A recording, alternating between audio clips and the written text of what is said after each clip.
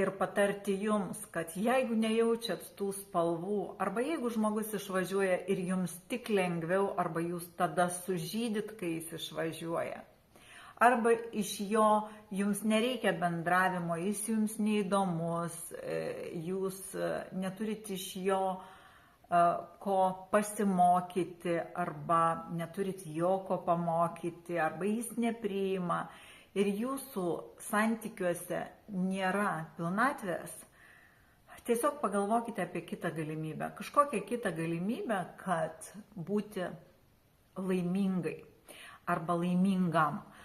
Todėl, kad juolab, jeigu jūs turite ir vaikų, tai kaip žinom, vaikams reikalingas pavyzdys.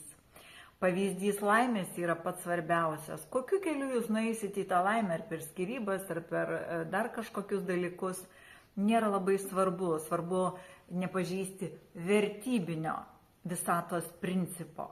O kokiu keliu jūs pasieksite įrankiais ar būdais, nesvarbu. Jūsų vaikai pasieks tai savais būdais, bet esmė čia žodyje pasieks. Jeigu jūs leisit savo būti ir gyventi nemeilė ir nelaimėje, jūsų vaikai pasieks to paties.